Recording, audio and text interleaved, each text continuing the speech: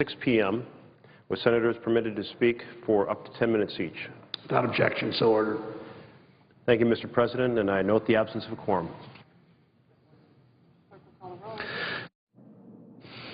I was going to... Mr. Akaka.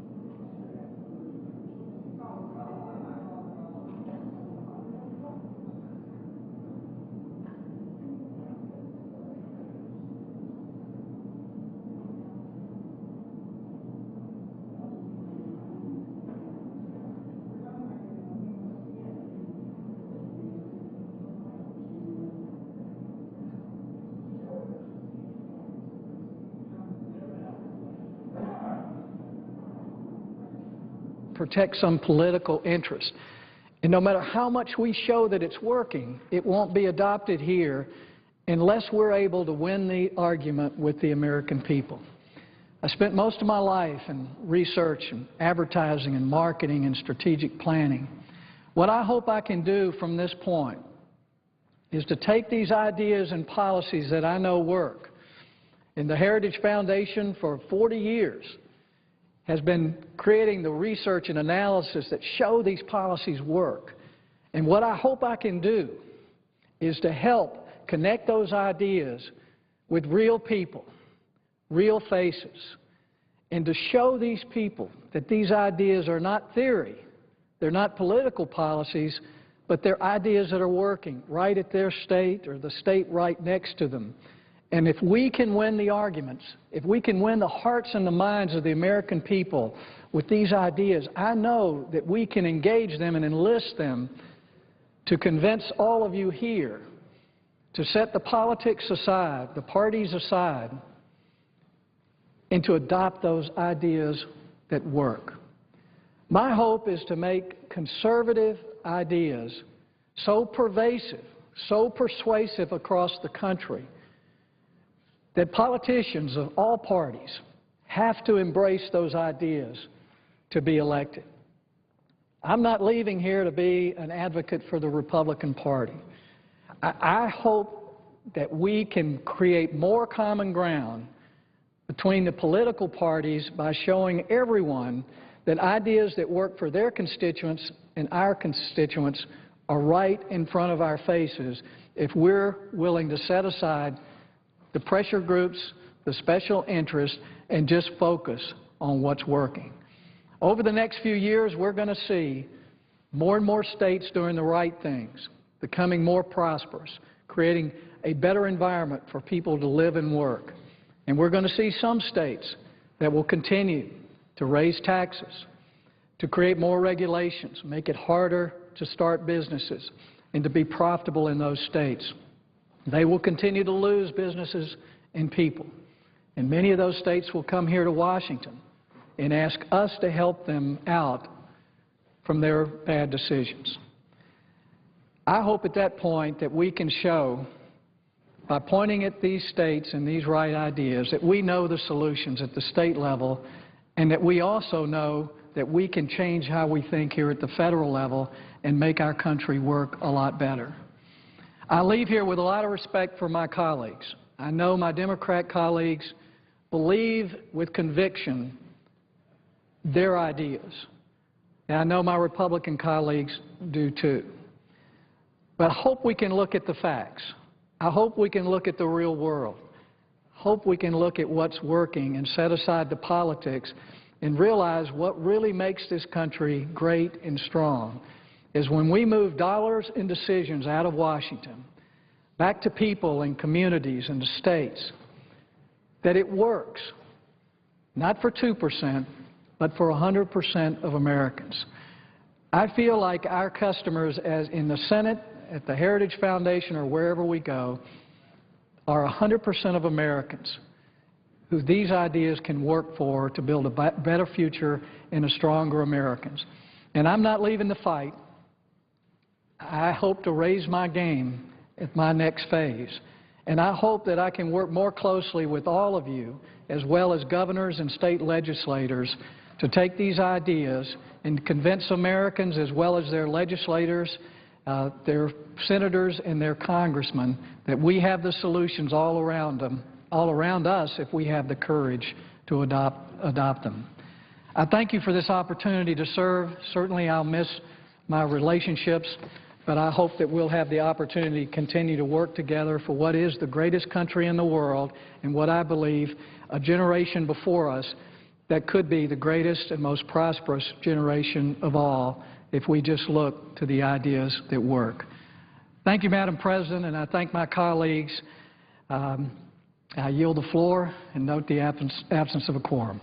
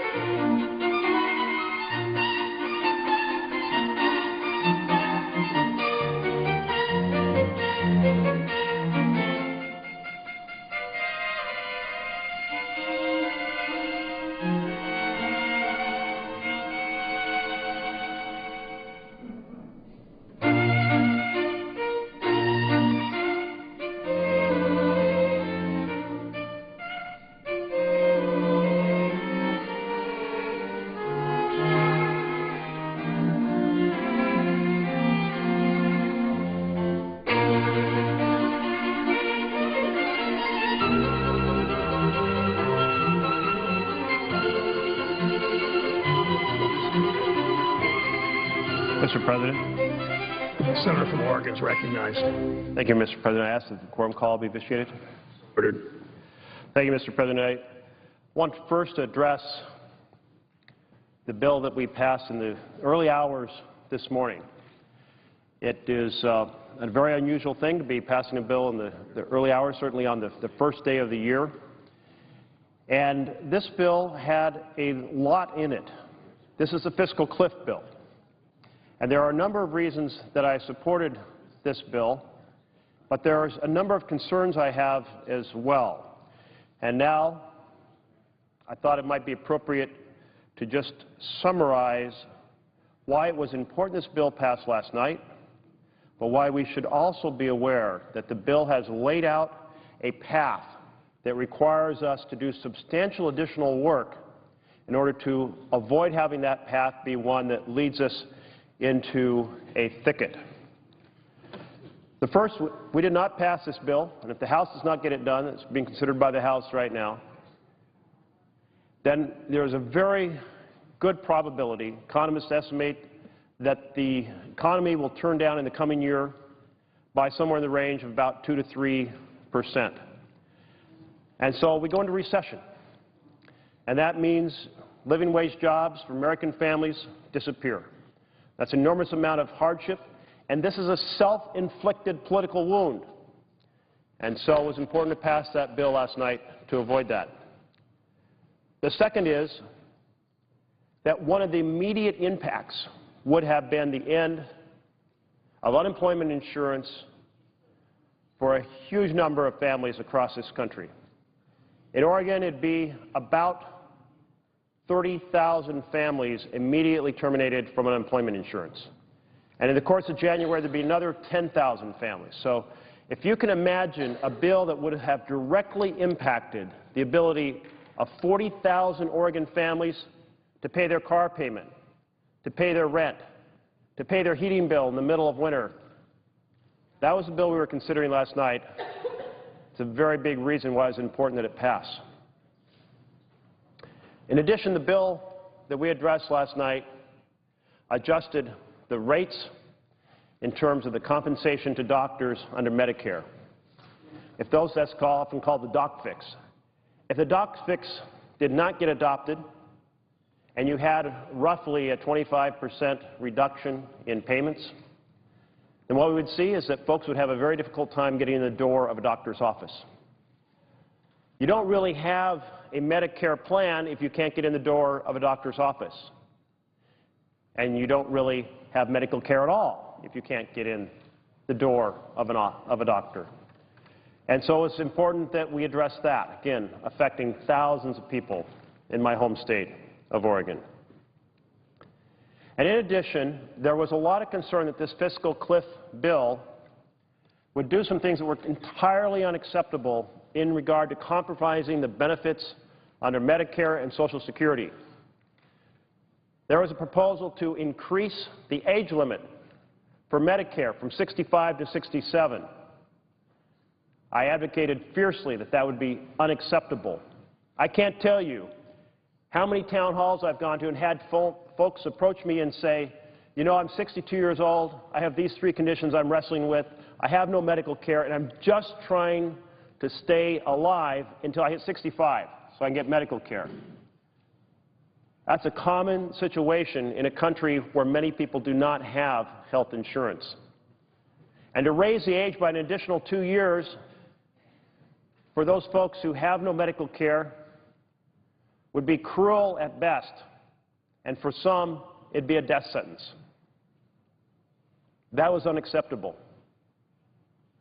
Others proposed that we take and instead of making the cost of living provision in Social Security match better what seniors buy, they proposed making it match less well what seniors buy, saving money by inaccurately estimating the impacts of cost of living increases. It's important to recognize that neither of these elements that would have attacked the benefits of Medicare and Social Security were in the bill last night, that those programs were not on the table.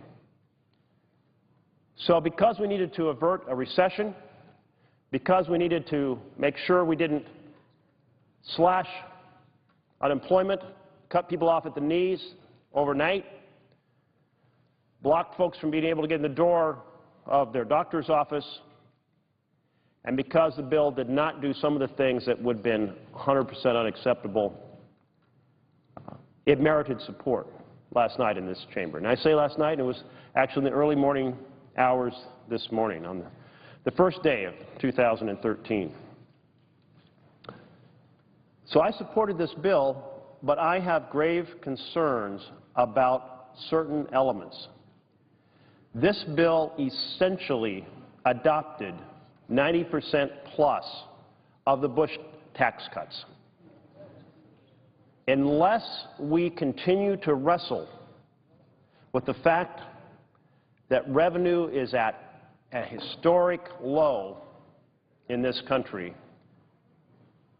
and the gap between revenue and spending is very high, then we are laying out a path for structural deficits as far as the eye can see. And that is not in the best interests of this country. Folks who are well off got a very good deal last night.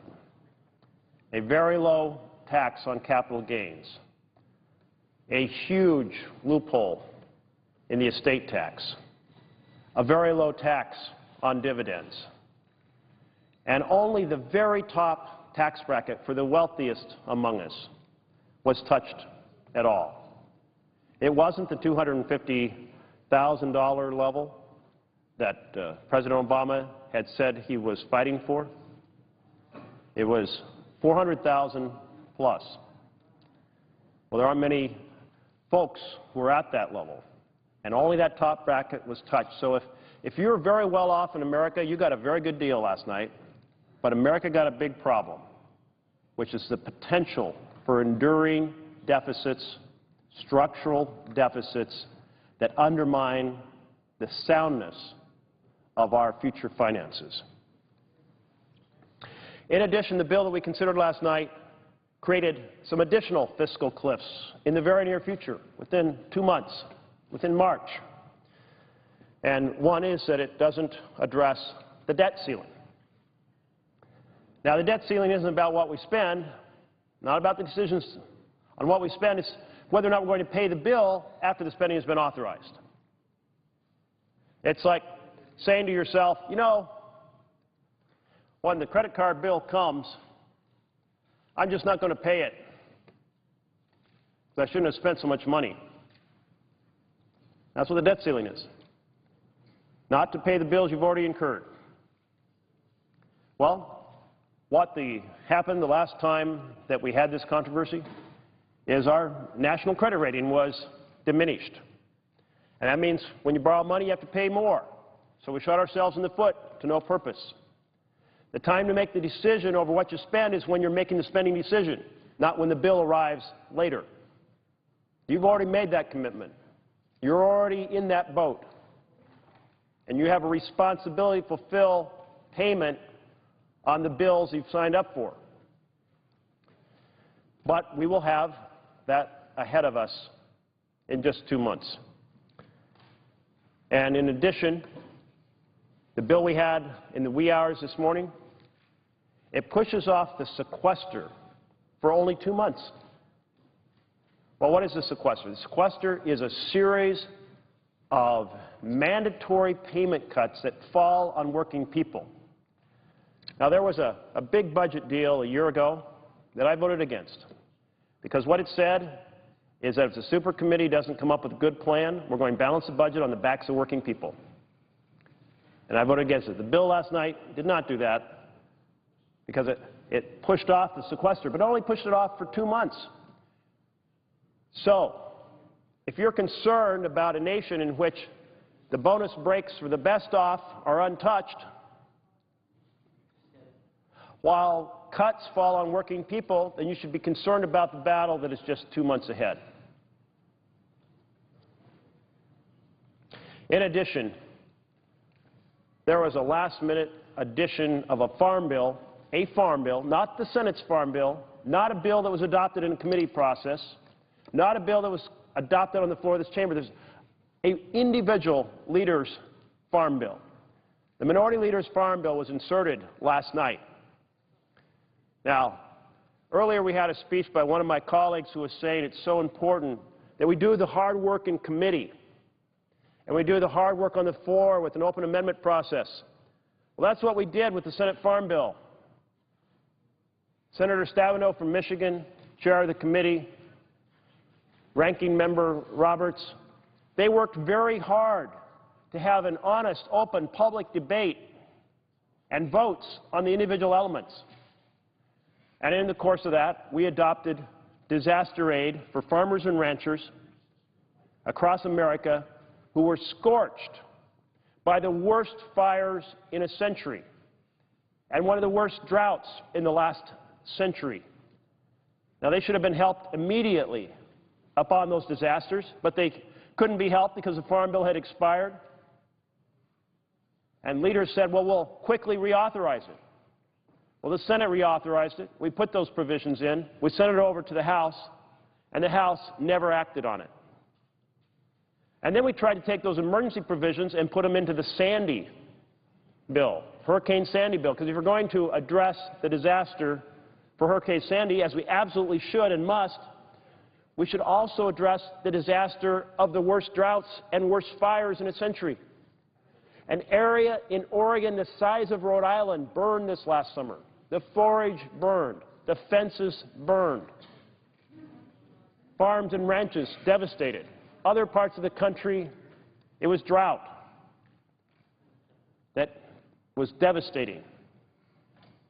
Well, the version of the Farm Bill stuffed in last night doesn't have those emergency provisions, even though this chamber put them in. This chamber supported them. The committee supported them. We also did something else on the floor. We said the historic imbalance between those who farm in a more traditional fashion and those who farm in an organic fashion is going to be righted. You know, under crop insurance, there was a provision for organic farmers that said, you know, we're going to charge you a lot more for your insurance, but in recognition of that, you're going to get the price of organic goods that is higher if you have something that the insurance policy covers, a disaster that it covers. But the Department of Agriculture never got around to calculating the organic price, and therefore the farmers got the short shrift, paying high premiums on the front end without the compensation we promised on the back end. Well, this chamber fixed that. But last night, the minority leader stuffed a Farm Bill into this package that stripped it out. So much for the conversation I've been hearing about good committee work and good floor work. I absolutely agree with the senator who spoke earlier today talking about good committee work and good floor work. But that was not honored in the Farm Bill that was stuffed in last night. And I'll tell you, there's a lot more to this. Research on specialty crops has a big impact on my home state. We have a lot of specialty crops. Willamette Valley, you can grow anything, virtually anything. What is the best farming place in the country? It's not pure wheat, and it's not pure rice, and it's not pure soy. You can grow virtually anything, a lot of specialty crops. But that research was stripped out. So we didn't get the bill that this chamber decided upon. Now, the chair of Agriculture has come to this floor and expressed extreme duress and frustration, and she's absolutely right. The Senate actually did a very good job of process, and it doesn't often do such a good job of process. It went through committee. It went through a floor debate. It went through an amendment process, and all of that was ignored. And so the next time that we hear lectures about process, I'd like it to be noted about what happened last night and how ranchers and farmers across this country were betrayed by the Farm Bill that was stuffed in at the last second.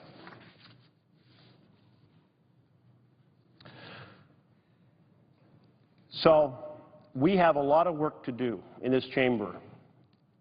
The path that we were starting on last night is one that addressed some immediate emergencies in people being able to get in their doctor's doors, in folks being able to continue to have a coherent unemployment insurance policy while they're looking for work, while unemployment rates are still high. But we have a lot of work to do from here forward, or we're going to end up in some places that make our path forward as a nation much more difficult. And I certainly am committed to continuing the effort to put this country on a sound financial footing and to continuing to try to make the process here in the Senate work better. And in that context, we have a debate that's going to begin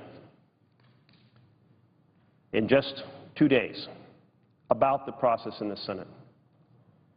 Because in the course of my lifetime and the lifetime of everyone here, the Senate has gone from a deliberating chamber, a decision-making chamber admired around the world, to perhaps one of the most dysfunctional chambers, legislative chambers, to be found anywhere. There are still members who like to think of the Senate with those words, the world's greatest deliberative body. But they're the only ones who might think of that in the Senate and about the Senate, because no one else paying attention considers the Senate to be a great deliberative body. It has become deeply, deeply paralyzed. And the root of this goes partially to the circumstances of the bitter partisanship that has dominated our politics. And that's unfortunate. But it also goes to the fact that as the social contract unraveled, and perhaps related to that partisanship, that you have rules that worked well in the past that don't work well now. And one of those is certainly the filibuster.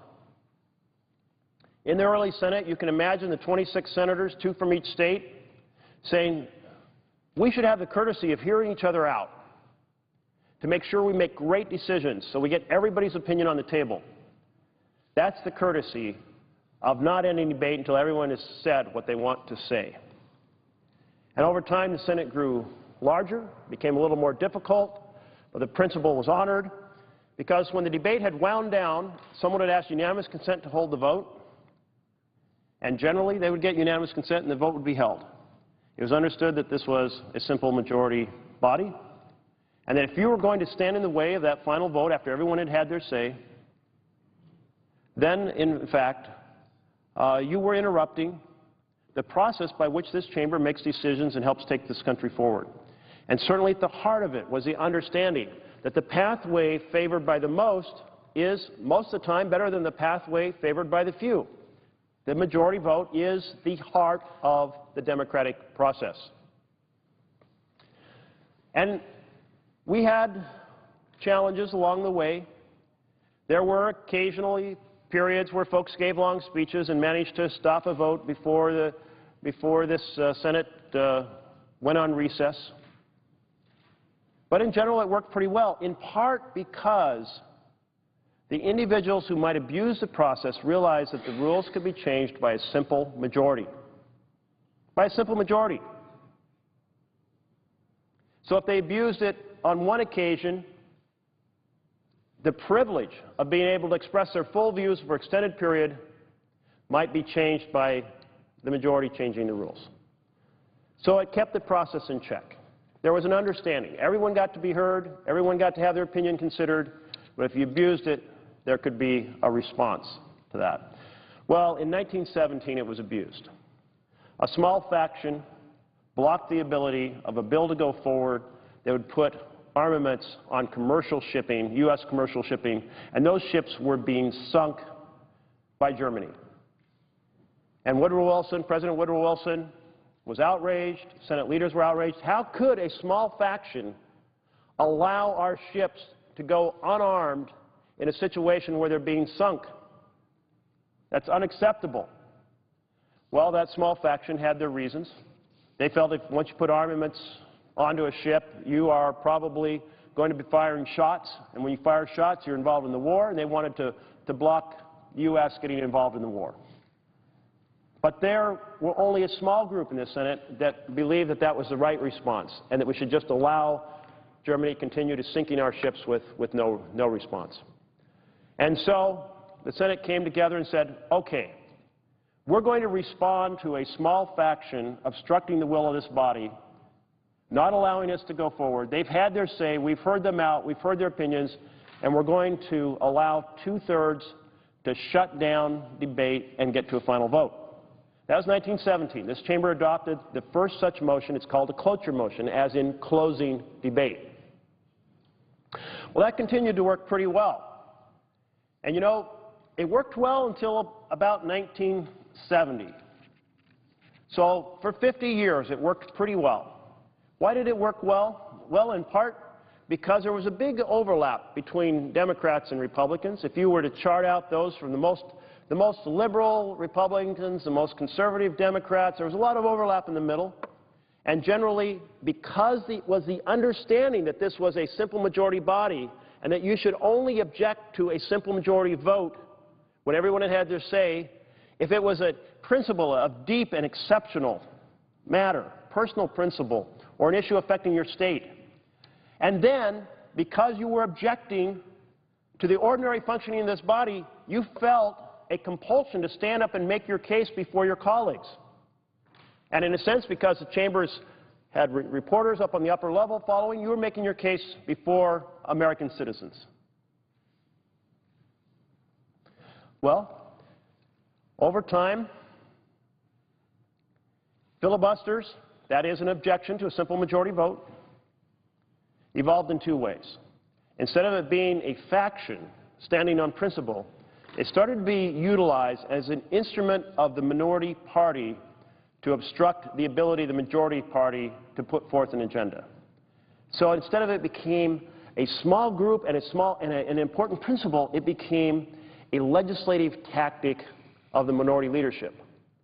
True for Democrats and Republicans. There's not one party that is more guilty in this, if you will. They both employed it, this tactic over time. But in addition, with the increasing polarization of America, you started to get less overlap in the perspectives of Democrats and Republicans. So now we have a situation where 20 years ago we might have had 30 senators in that span between the most conservative Democrat and the most liberal Republican. You might have an overlap of 30 senators, so you could still get two-thirds, and that served as a check on the use of the minority, of the filibuster, as a tactic of paralyzation.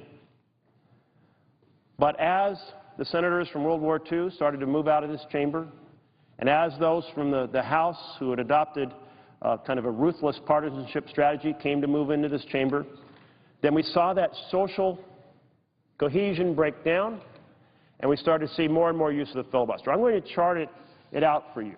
I think this first chart probably sums it up pretty well. During the time that Lyndon Johnson was majority leader for 6 years, he faced one filibuster, one. Harry Reid, during his 6 years, time I made this chart a week or so ago, it was 387. Now it's in the 390s. Probably going, well, in 2 days, I guess we won't have any more filibusters, so we may not break 400. But what a contrast between one, when Lyndon Johnson was majority leader, and basically 400 in the 6 years that Harry Reid has been majority leader. That's an enormous change. And in addition, normally the objection to a majority vote was done on the final vote, on a bill. But starting about 1970, folks realized that any debatable motion, the same paralysis could be brought. You could object to a simple majority vote on any debatable motion. So I'm going to lay out how this has changed over the last 40 years in different categories. Now, one is in nominations.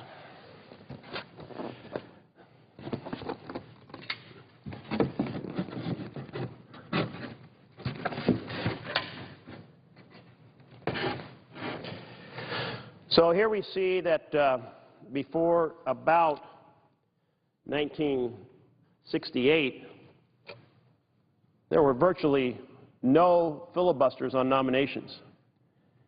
In fact, the rule was changed, I believe it was 1949. There was a question raised over whether the filibuster could be used on nominations, and after some debate, this chamber decided to change the rule and allow it on nominations. So when people say, well, this is the way we've always operated, 200 years of history, well, first, there was no cloture motion before 1917, and in fact, a simple majority could change the rules back then, and there was no clotures on nominations. So we have this new world. Now, if I move this podium so you can see the far right edge here, you can see this steady increase in this tactic. And this impact, you see this very tall bar here at 2012, this impact isn't just on this number of, say, these 24 nominations. This affects and creates a whole backlog of unfilled positions in the executive branch and in the judicial branch. So this chamber, since 1970, has essentially said, you know what, there's supposed to be 3 equal branches of government, but we're more equal. We're going to use our advise and consent power under the Constitution to effectively undermine and attack the judiciary and the executive branch. That is not what the framers had in mind. Show me a Federalist paper in the discussions over how the Constitution was put together where any of our framers argued that advise and consent is designed so that Congress can basically damage the executive branch, judicial branch by refusing to consider nominations. So that's one big change. Well, let's take a look at motions to proceed. Motions to proceed, we see back here in 1932 there was filibuster, and then we see in the early 60s a few, and then we see from about 1970 took off. So you realize that it was not thought that it was appropriate to filibuster just any debatable motion. The idea was there was an issue of deep principle that you had to make a final stand on to block a bill from passing. That would be final passage. But now suddenly, oh, hey, we can paralyze the process by even keeping a bill from getting to the floor. Now, what sense does it make to argue that you're facilitating debate by blocking the debate from happening? Now, many folks come to the floor and they say, oh, the filibuster is all about facilitating debate, making sure everybody has their say. But blocking a bill from ever getting to the floor doesn't facilitate at all. So we see this growing form of paralysis. The same story is true on amendments.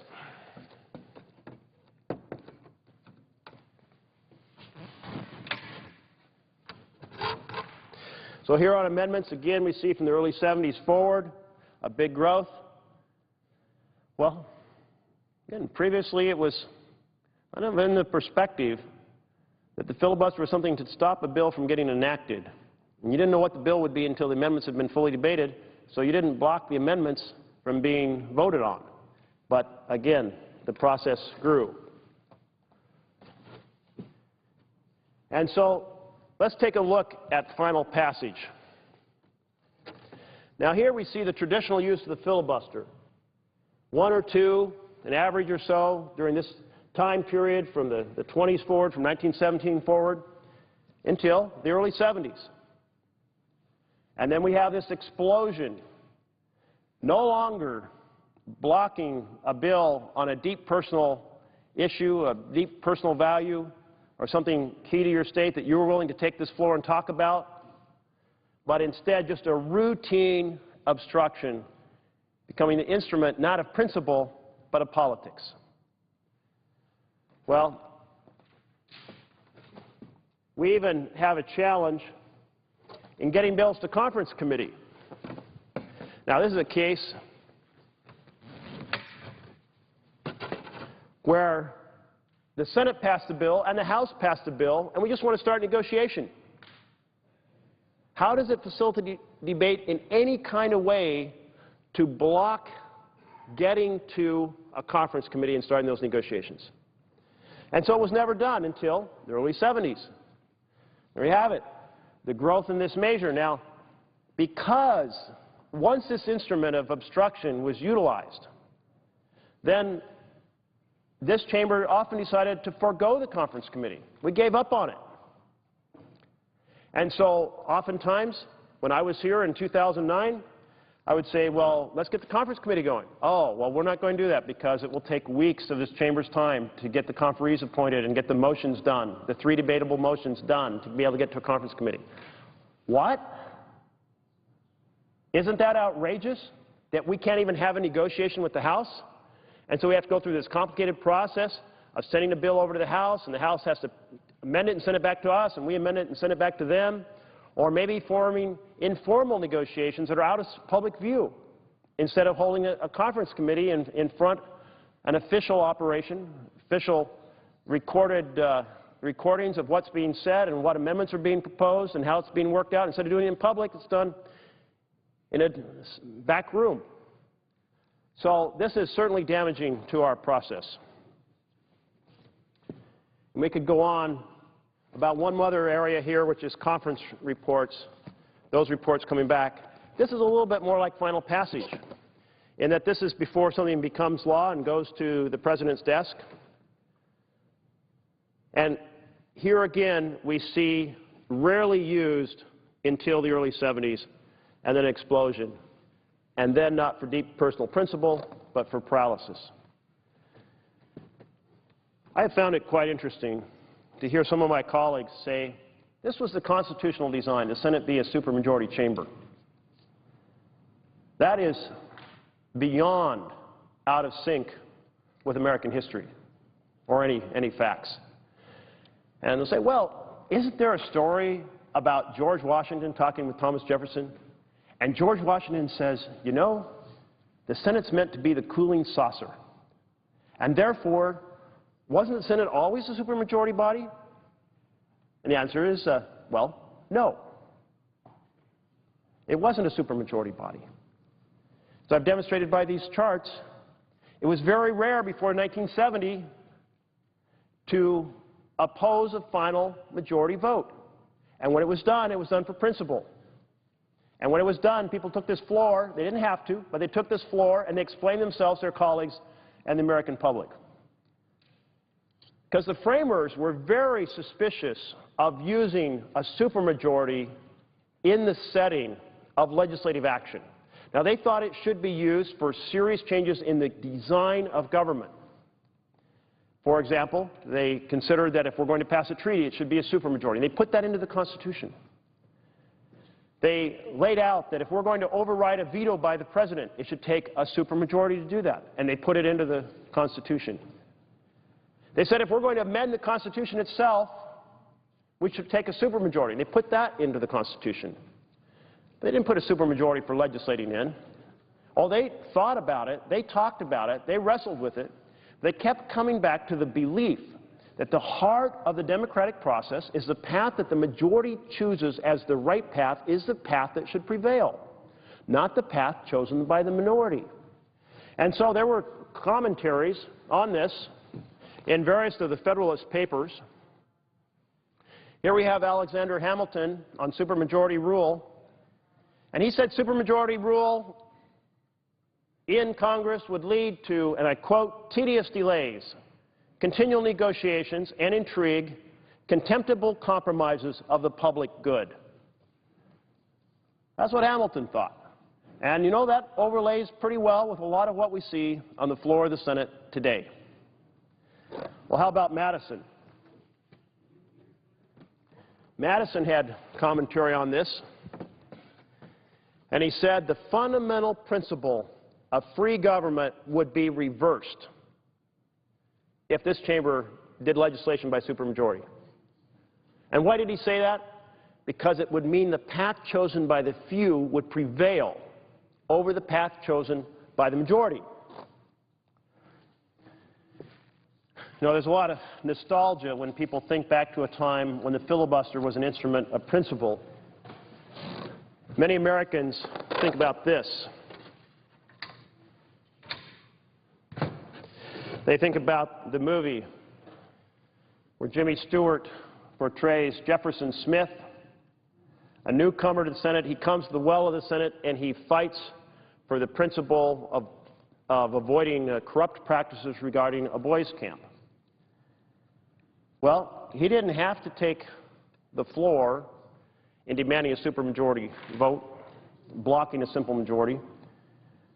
But he was determined both to make his case before the American people as well as his colleagues, and certainly to eat up as much time as he could physically, which is another strategy of the standing, talking filibuster, so that the public would have a chance to respond. Well, many folks say, oh, that's just a romantic Hollywood thing, but in the charts I've shown you, those charts show that the filibuster was used only rarely. It was viewed as an exceptional instrument of fighting for personal principle when you were willing, when you had the courage to stand before your colleagues and make a stand. And it was that way when I came here in the early 70s. I came as an intern in 1976. The previous year there had been a big fight over the filibuster because of its early abuses, as you saw from those charts, the early years of the 1970s. The attitude changed. It started to become used as an issue of partisan politics rather than personal principle. And so they had a debate in 1975, and they said, you know, we're going to change it from 67 to 60. That's where they ended up. And it started with this body affirming multiple times that its intent was to use a simple majority to change the rules as envisioned under the Constitution. Now, it's also the way it was envisioned under the original rules of the Senate. A simple majority could change the rules. Until 1917. Well, there's a lot of observations by ordinary Americans that the Senate is broken. And we should listen to ordinary Americans who expect us to be a legislative body that can deliberate and decide. The cartoon that came out recently from Tom Tolles in the Washington Post, and the senator is at the podium, and the senator says, I'll tell you all the reasons we shouldn't reform the filibuster. Number one, it will restrict my ability to frivolously stymie everything. Number two, and he thinks for a while, he can't think of any other reason that we shouldn't reform the filibuster. And then so he asks the staff, how long do I have to keep talking? And a little commentary down here, you could read the recipes for paralysis. Well, the filibuster has become a recipe for paralysis. And it is up to us, 2 days from today, when we start a new session of Congress, to take responsibility for modifying the rules of the Senate, because we have a responsibility to the American people to address the big issues facing our nation. And we can't do that when this chamber is paralyzed. Mr. President, I thank you for the time to address this issue. I look forward to the debate we're going to have 2 days from today. I see our Majority Leader has come to the floor, and I thank him for all the dialogues over the last 2 years on this topic. I know the Majority Leader didn't see the chart I put up to start with, but it was his picture. So, do you see it? And he has been suffering, if you will, through these nearly 400 filibusters in the 6 years he's been Majority Leader, while so many issues in America go unaddressed. Each one of these filibusters procedurally taking up as much of a week as the Senate's time, even if you can get the votes to shut it down. Mr. President, we must change the way we do our business in this chamber to honor our responsibility under the Constitution to legislate in order to address the big issues facing Americans. Thank you, and I yield the floor. Mr. President, I did watch the presentation of my friend. I appreciate his tenacity. Majority Leader is recognized. And his thoroughness. Mr. President, I ask unanimous consent the Senate proceed to executive session to consider the following nominations. Calendars numbered 870, 871, 878, 879, 911, 912, 913, 914, 915, 916, 917, 918, 919, 920, 932, 933, 934, 935, 941, 942, 943, 944, 945, 946, 947, 948, 949, 950, 951, 952, 953, 954, 955, 956, 957, 958, 959, 960, 961, 962, 963, 964, with the following exceptions: Colonel Stephen Rader, Colonel Randall Spear, Colonel Eric Peterson, and all nominations placed on the Secretary's desk in the Air Force, Army, and Navy. that the nominations be confirmed and blocked, the motion to reconsider be considered made and laid on the table, no intervening action or debate, and no further motions be in order to any of the nominations, and any related statements be printed in the record, and President Obama be immediately notified of the Senate's action. Without objection, so ordered. I now ask unanimous consent the Senate consider counter number 645, that we proceed to vote with no intervening action or debate on the nomination. The motion reconsider be considered made and laid on the table with no intervening action or debate, and no further motions be in order of the nomination, any statements related to the nomination be printed in the record, that President Obama be immediately notified of the Senate's action. Objection, so ordered. Opposed? If there's no further debate, all those in favor say aye. Aye. All those opposed, nay. The ayes seem to have it. The ayes have it. The nomination is confirmed. I now ask unanimous consent the Foreign Relations Committee be discharged from further consideration of the following Foreign Service nominations. Presidential nomination 1878, Gary Green. Presidential nomination 1970, Philip Goldberg, and ending with Robert Wetzel. Nomination number 2028, Michael Hartigan. Nomination number 2029, a list beginning with Jeffrey Wiggin and ending with Eric Wenberg, with the exception of Jeffrey Wiggin, W-I-G-G-I-N. Nomination 2030, a list beginning with Stephen Gonyea, G-O-N-Y-E-A, and ending with Catherine Weber, with the exception of Scott Cameron. Nomination 2031, a list beginning with Sharon Lee Cromer, and ending with Clinton David White, with the exceptions of Sharon Lee Cromer and Martha Rendon Labadan. And nomination 2032, a list beginning with Carl Miller Adam and ending with Daniel Menkel Hirsch, with the exception of Daniel Menkel Hirsch. That the nominations be confirmed, that the motions can reconsider be considered made and laid on the table, there be no intervening action or debate, no further motion be in order, any of the nominations, any related statements be printed in the record, and that the President be immediately notified of the Senate's action. Without objection, so ordered. Mr. President, I now ask that the following committees be discharged from further consideration of the following nominations.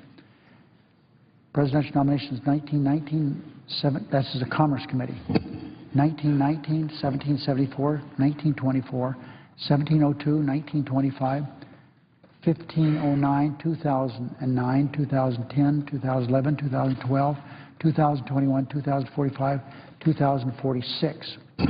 Veterans Affairs Committee, nomination 1948. Homeland Security Committee, nominations 1698. Public Works Committee, nominations 1966, 65, 64, 1966, 1965, 1964, 1398, 1950. That the nomination be confirmed, no motion be considered made and laid on the table. There be no intervening action or debate. No further motion be noted. The nominations, any related statements be printed in the record, and the President be notified. I ask. Without objection, so ordered. I ask consent now that we move the following nominations of the privileged section of the Executive Calendar. Nominations number 2068, 1566, 1934, 1945, 1939, 1796, 1926, 1927. The nominations be confirmed. The motion to reconsider be considered made and laid on the table. There be no intervening action or debate. No further motion be in order to the nomination. Any related statements will be printed in the record, and the President be immediately notified of Senate's action, and the Senate then resume legislative section. Without objection, so ordered.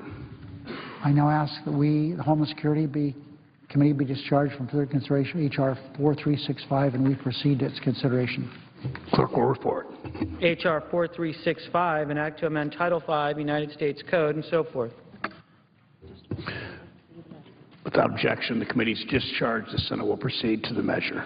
I ask unanimous consent the bill be read third time passed. Motion we consider be considered laid on the table. There be no intervening action or debate, and any related statements will be printed in the record as if read. Without objection, so ordered. I ask consent the Senate proceed to H. Conres 147. Clerk will report. H. Conres 147, concurrent resolution waiving the requirement that measures enrolled during the remainder of the 112th Congress be printed on parchment. Without objection, the Senate will proceed to the measure. I now ask unanimous consent, Mr. President, that when we complete our business day, the Senate adjourn until 12 p.m. tomorrow morning.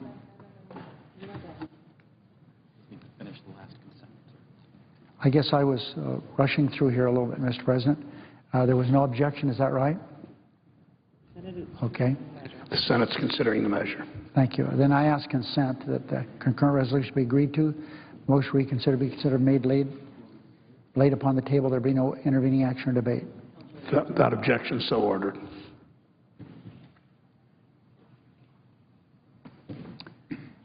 I now ask consent that when we complete our business today, the Senate adjourn until 12 p.m. tomorrow morning, January 2nd, 2013. Following the prayer and the pledge, adjourned proceedings be approved to date. The morning hour be deemed expired, and the time for the two leaders be reserved for use later in the day. Following any leader remarks, the Senate proceed to a period of morning business till 1:30 p.m. for debate only, with senators permitted to speak for up to 10 minutes each. Without objection, so ordered. Mr. President, first of all, I appreciate everyone, including the presiding officers, that we've had the last few days, and everyone, especially the staff, for working so hard. Everyone's just as tired as I am, I'm sure, so I appreciate very much the hard work, and we hope tomorrow will go well. If there's no further business to come before the Senate, I ask that we adjourn under the previous order. The Senate adjourns until noon tomorrow, January 2nd, 2013.